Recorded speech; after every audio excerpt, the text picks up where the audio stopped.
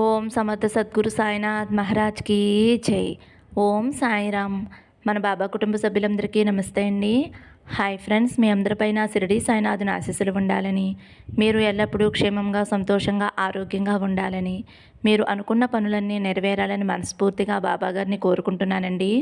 Friends, చాలామంది అడుగుతున్నారు కదా, అక్క మీకు తెలిసిన గురువుగారు ఉంటే చెప్పండి, సమస్యలతోటి చాలా ఇబ్బంది పడుతున్నాము అని అడుగుతున్నారు కదా ఫ్రెండ్స్. మాకు తెలిసిన గురువుగారు ఉన్నారండి. శ్రీ సాయిబాబా ఆశీస్సులతోటి గురూజీ సీతారామరాజు గారు జ్యోతిష్యం చెప్తారండి. ఉన్నది ఉన్నట్లు చెప్తారు. ఫోన్ నెంబర్ వచ్చేసి 9989794560. మీకు ఎటువంటి సమస్య ఉన్నా సరే, ప్రేమ, పెళ్ళి, ఉద్యోగం, రాజకీయం, విదేశీ ప్రయాణం, అప్పుల బాధలు, ఆస్తి తగాదాలు, ధనం నిలకడ లేకపోవటం, భార్యాభర్తల మధ్య గొడవలు, ఇలా ఎటువంటి సమస్య ఉన్నా సరే ఆ సమస్యకు తగిన పూజలు చేసి గురువుగారు చిటికలో పరిష్కారం చూపిస్తారండి. ఒక్కసారి నమ్మకంతో కాల్ చేయండి. నమ్మితే గనక అంతా మంచి జరుగుతుందండి. ఇంక ఈరోజు వీడియోలో మన బాబాగారు సందేశం అండి. మన బాబాగారు ఏమంటున్నారంటే, తల్లి, నీ ముందుకు 2 వస్తువులు తీసుకువచ్చానమ్మా. వీటిలో ఒక దానిని తాకు తల్లి. నీకు రాబోయే రోజులు ఎలా ఉంటాయి, నువ్వు ఏమి చెయ్యాలి, నీ జీవితంలో ఊహించిన అదృష్టాన్ని చూస్తావు తల్లి అని అయితే మన బాబాగారు మనందరి కోసం చక్కటి సందేశం తీసుకువచ్చారండి. ఫ్రెండ్స్, మీరైతే థంబ్నెయిల్ చూశారు కదా, బాబాగారు విభూది అలాగే టెంకాయ, వీటిలో మీరైతే బాబాగారిని స్మరిస్తూ ఒకటి తాకండి. బాబాగారు ఎటువంటి తీయటి వార్త చెప్పబోతున్నారో బాబాగారి మాటల్లోనే తెలుసుకుందాం ఫ్రెండ్స్. చిన్న రిక్వెస్ట్ అండి, మన వీడియోస్కి అయితే ఒక చిన్న లైక్ ఇవ్వండి. అలాగే ఫస్ట్ టైం చూసేవారైతే మన బాబా భక్తి ఛానల్ తప్పకుండా సబ్స్క్రైబ్ చేసుకుని సపోర్ట్ చేయండి ఫ్రెండ్స్. విభూతి తాకిన వారి గురించి అయితే మన బాబాగారు ఎలా అంటున్నారు, బిడ్డ, నా విభూతి తాకావు కదమ్మా, రేపు నీకు ఒక అద్భుతం ఎదురు చూస్తూ ఉంది. నీకోసమే తీసుకువచ్చానమ్మా. నేను చెప్పేది జాగ్రత్తగా వినమ్మా. ఈ లోకమే ఇంతే తల్లి. ఈ రోజు ఉన్నట్టుగా రేపు ఉండదు. ప్రతి క్షణము కూడా అద్భుతమైనదేనమ్మా. నీకు ఏమీ మంచి జరగటం లేదు అని నా దగ్గర చెప్పుకుంటున్నావు కదా తల్లి. ఇక నా జీవితం ముగిసిపోయింది అని అనుకుంటున్నావు కదా తల్లి. అలా ఏమీ కాదమ్మా. నీ జీవితంలో ఏమైనా జరగవచ్చు. ఇప్పటి వరకు జరిగినవే మళ్ళీ జరుగుతాయి అనేది ఏదీ లేదమ్మా. క్షణ క్షణము కూడా ఆశ్చర్యకాలంగా ఉంటుంది. ఒక సందర్భంలో ఉన్నట్టు మరొక సందర్భంలో ఉండదు తల్లి. కొన్ని రోజుల ముందు నువ్వు ఎంత సంతోషంగా ఉన్నావో చెప్పు. ఏ దిగులు బాధ లేకుండా, ఎలాంటి బాధ్యతలు లేకుండా ఎంతో స్వేచ్ఛగా హాయిగా ఉన్నావు. జీవితం గురించి ఎలాంటి అవగాహన లేకుండా, ఏ విషయమూ మనసులో పెట్టుకోకుండా ఎంతో స్వచ్ఛమైన మనసుతో ఉండేదానివి. కానీ ఇప్పుడు కొన్నిటి గురించి పరిగెడుతూ ఉన్నావు. సీతాకోక చిలుకలాగా ఎగురుతూ వాటి కోసం ఆరాటపడుతున్నావు. గడిచిన సంతోషాన్ని మర్చిపోయి వచ్చిన సమస్యలను ఎలా ఎదుర్కోవాలి, వాటిని ఎలా పరిష్కరించుకోవాలి అని క్షణ క్షణము నీ జీవితం ఒక పరీక్షలా అయిపోయిందమ్మా. ఎన్నో ఆలోచనలు, ఎన్నో సందేహాలు. ఇది ఎలా చేద్దాము, ఈ సమస్యలను దాటడానికి ఏమి చెయ్యాలి, ఈ కష్టాలను ఎలా ఎదుర్కోవాలి, సదా వీటి గురించి ఆలోచిస్తూ పదే పదే మదన పడటం వల్ల నీ ఆరోగ్యం మీదకి తెచ్చుకున్నావమ్మా. కొన్ని రోజుల క్రితం నువ్వు ఏమీ ఆలోచించిన దానివి ఇప్పుడు నీ కుటుంబం, సమస్యలు, ఈ పనులు, వీటితోటి సతమతమైపోతున్నావు కదా తల్లి. ఈ బాధ్యతలు నీ తల మీద బరువుగా ఉంటున్నాయి. ఎప్పుడైనా ఆలోచించావమ్మా, వీటిని మొయ్యగలను అని? ఈ సమయంలో నా జీవితం అయిపోయింది అని అనుకుంటున్నావు కదా తల్లి. ఇప్పుడు ఈ కష్టకాలంలో మాత్రమే ఎందుకు ఇలా అనుకుంటున్నావు చెప్పు తల్లి. సంతోషకాలం ఎలా అయిపోయిందో ఈ కష్టకాలం కూడా అలాగే అయిపోతుంది తల్లి. అప్పుడు ఆ కాలాన్ని ఎలా దాటి వచ్చావో ఇప్పుడు ఈ కాలాన్ని కూడా నువ్వు దాటి తీరాల్సిందేనమ్మా. కానీ నువ్వు ఏ సమయంలోనైనా సరే నిశ్చలంగా, దృఢంగా, ధైర్యంగా ఉండాలి తల్లి. మంచి సమయం తప్పకుండా వస్తుందమ్మా. ఎందుకంటే ఏదీ కూడా స్థిరం కాదు తల్లి. తర్వాతది నీకు ఆశ్చర్యానికి గురి చేస్తుంది అని తప్పకుండా తెలుసుకో. ఒక అద్భుతం జరుగుతుంది అని తెలుసుకో తల్లి. ఈ సమయాన కష్టపడుతున్న నువ్వు తర్వాత క్షణం ఎంతో ఆశ్చర్యకరమైన ఆనందాన్ని పొందుతావు తల్లి. ఇందుకోసమేనా నేను ఇంతగా బాధపడ్డాను అని నువ్వు తప్పకుండా అనుకుంటావు తల్లి. ఎందుకంటే కాలం దేనిని కూడా నిరంతరంగా ఉంచదు.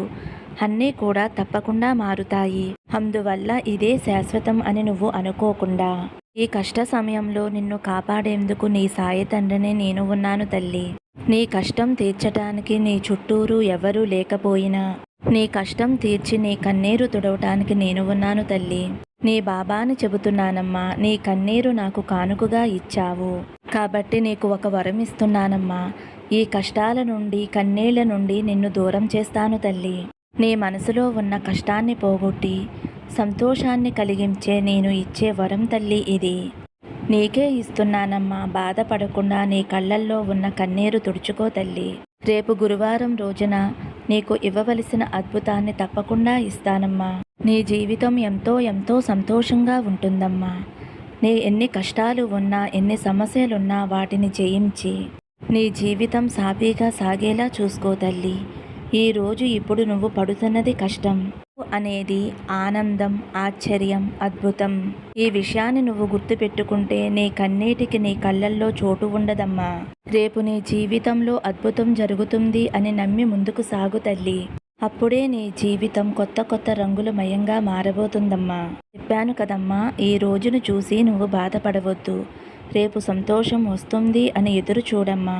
పరమ పవిత్రమైన ఈ విభూదితో ఈ చిన్న పని చేయి తల్లి. నీకు ఎన్నో మార్గాలకి తలుపులు తెరుచుకుంటాయి. రేపు గురువారం కదా తల్లి, నా 108 నామాలు చదువుతూ ఈ విభూతితోటి నాకు అర్చన చేయి తల్లి. ప్రతిరోజు కూడా ఆ విభూదిని ఇంట్లో అందరూ ధరించండి. అలాగే ఆరోగ్యం కుదుటపడటానికి ఒక గ్లాస్ వాటర్లో అర్చన చేసిన ఆ విభూదిని చిటికెడు వేసుకుని అందరూ తాగండి. ఎటువంటి అనారోగ్య సమస్యలున్నా తొలగిపోతాయి తల్లి. నీ కష్టం తొలగి ఆనందం, సంతోషం నీ జీవితంలోకి వస్తాయమ్మా. దిగులు, బాధ, భయం వదిలేసి సంతోషంగా ఉండు తల్లి అని అయితే మన బాబాగారు విభూది తాకిన వారి గురించి అయితే ఇలా చెబుతున్నారండి. ఇప్పుడు కొబ్బరికాయ అండి. కొబ్బరికాయ తాకిన నా బిడ్డ ఎవరైతే ఉన్నారో తల్లి, ఎప్పుడా అని నువ్వు ఎదురు చూసే కోరిక నీ తలుపు తట్టే సమయం ఆసన్నమైందమ్మా. నేను చెప్పేది జాగ్రత్తగా వినమ్మా. నువ్వు ఎంతగానో ఎదురు చూస్తున్న వార్త ఇందులో దాగి ఉంది. అందుకు ఎంతో సమయం లేదు. నీ కష్టాలన్నీ కూడా చెదిరిపోతాయి. ఇక నిన్ను ఆపేవారు ఎవ్వరూ లేరమ్మా. నీకు మేలు చెయ్యాలి అని నీ బాబా తండ్రిని నేను సంకల్పించుకున్నాను. నీ మనసును అస్సలు కష్టపెట్టుకోవద్దు. ఇది నీ బాబా మాటగా గుర్తుపెట్టుకో తల్లి. నీకు అవమానం జరిగిన చోటే నీకు మర్యాదలు జరిగేలా చేస్తాను. ఎవరైతే నిన్ను, నీ పరిస్థితిని హీనంగా చూస్తున్నారో వారే నీకు పాదసేవలు చేసేందుకు పోటీ పడేలా నీ బాబా తండ్రిని చేయబోతున్నాను. తల్లి, కాలం ఎలా మారిపోతుందో. నేను ఒంటరిని, నాకు ఎవరూ లేరు అని బాధపడుతూ ఉన్నావు. నీకు తోడుగా ఉన్నాను అనే సంగతి మర్చిపోయావా తల్లి? నీకు ఇంకా వేరే వారి సంగతి ఎందుకమ్మా? నీకు ఏదైనా సరే కష్టమైనా సుఖమైనా నాతో చెప్పుకో తల్లి. నీకు ఏదో ఒక రూపంలో సూచనలు తెలియచేస్తూ ఉంటాను. అది నువ్వు గమనించాలి తల్లి. నీకు సంతోషం కలిగించే వార్త కోసం ఎప్పుడు బాబా అని అడుగుతున్నావు కదమ్మా. నీ బాధ నాకు తెలుస్తుందమ్మా. నీ మనసులో నువ్వు ఎంత బాధపడుతున్నావో నాకు తెలుస్తుంది తల్లి. త్వరలోనే నీ సమస్యలన్నీ సమసిపోయి నీ కోరిక తలుపు తట్టబోతుందమ్మా. నలుగురిలోనూ నువ్వు ఉన్నతంగా కనిపించే రోజులు త్వరలోనే ఉన్నాయి. నువ్వు ప్రతిరోజు కూడా మనసులో దిగులుతో బాధపడుతూ ఉన్నావు. ఎందుకు బాబా నాకు ఈ కష్టకాలం? సాయం చేసేవారు ఎవ్వరూ లేరు. నువ్వు కూడా నా పరిస్థితిని చూస్తూ నవ్వుకుంటూ ఉన్నావా బాబా అని నువ్వు అడిగే ఆ ప్రశ్నకు నేను ఏ విధంగా జవాబు ఇవ్వాలా అనేది నాకు అంతుచిక్కడం లేదు తల్లి. ఎప్పుడైనా సరే, ఎవరైనా సరే నా బిడ్డలు బాధపడుతూ ఉంటే నేను సంతోషంగా ఉండలేను. నా బిడ్డలు సంతోషమే కదా నాకు కావలసింది. నువ్వు నా బిడ్డవు తల్లి. నీ బాధలు తీర్చటానికి వచ్చాను. నీ పిలుపు కోసం ఎదురు చూస్తూ ఉన్నానమ్మా. నీది కల్మషం లేని మనసు. ఏది వచ్చినా కూడా తట్టుకోలేవు. ఏ చిన్న సంతోషం వచ్చినా సరే, బాబా నువ్వు నాకు ఇది చేసి పెట్టావు అని నాతో చెప్పుకుని సంతోషంగా ఉంటావు. అలాగే ఏ చిన్న బాధ వచ్చినా సరే, బాబా నాకు ఎందుకు ఈ కష్టం వచ్చింది అని బాధపడతావు. భగవంతుడు కొన్నిసార్లు కొన్ని ఆటలు ఆడుతూ ఉంటాడు. అవన్నీ కూడా నీ మంచి కోసమే తల్లి. నేను చెప్పేటటువంటి మాటలు ఎప్పటికీ కూడా తప్పు కావు. ఇది కేవలం నీ ఓపికకు మాత్రమే పరీక్ష.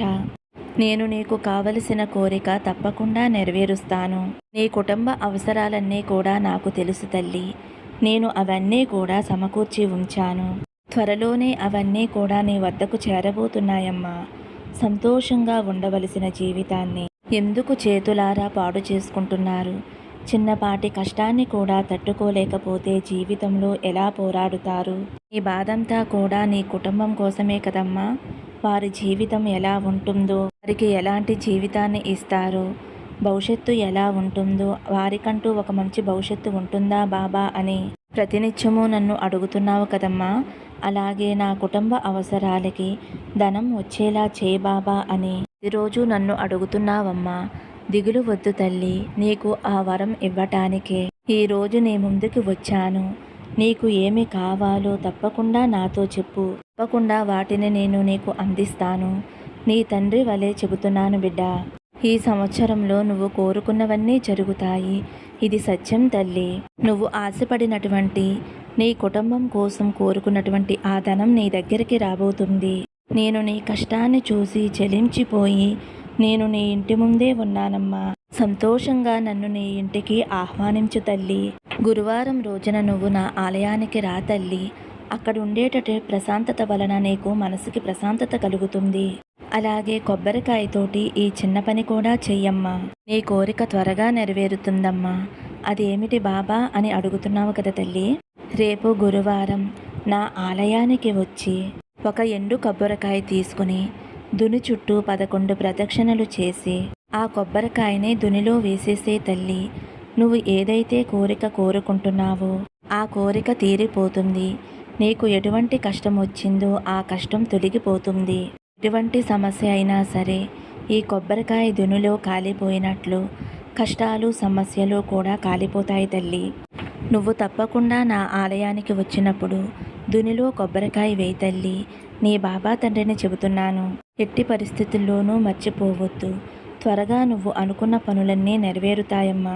ఇలా చేయటం వలన నీ మనసుకి ప్రశాంతత లభిస్తుందమ్మా. నీ బాబా తండ్రి చెప్పిన మాట తప్పకుండా విని ఈ పరిహారం చేస్తావు కదా తల్లి. అంతా కూడా శుభమే కలుగుతుందమ్మా. ధైర్యంగా ఉండు. ఫ్రెండ్స్, కొబ్బరికాయని తాకిన వారి గురించి అయితే మన బాబా గారు ఇలా చెబుతున్నారండి. మరి ఈ రోజైతే మన బాబా గారు మనందరి కోసం చక్కటి సందేశం అందించారండి. మరి రేపే గురువారం. మరి మన బాబా గారు చెప్పినట్లుగా విభూతితోటి టెంకాయతోటి ఈ 2 పరిహారాలు చేసుకోండి ఫ్రెండ్స్. మీకు ఎటువంటి సమస్యలున్నా తొలగిపోతాయి. మీరు సంతోషంగా ఉంటారు. బాబా అనుగ్రహం అనేది మనపై ఎల్లప్పుడూ ఉంటుందండి. మరి బాబా గారు ఆశీస్సులు అందరికీ దొరకాలి అని మరొక్కసారి కోరుకుంటూ ఈ వీడియో ముగిస్తున్నానండి. వీడియో నచ్చితే కనుక ఒక చిన్న లైక్ ఇవ్వండి. ఫస్ట్ టైం చూసేవారైతే మన బాబా భక్తి ఛానల్ తప్పకుండా సబ్స్క్రైబ్ చేసుకుని సపోర్ట్ చేయండి ఫ్రెండ్స్. సర్వే జన సుఖినో భవంతు. సమస్తం సద్గురు సాయినాథార్పణమస్తు. శుభం భవతు. జై సాయిరామ్.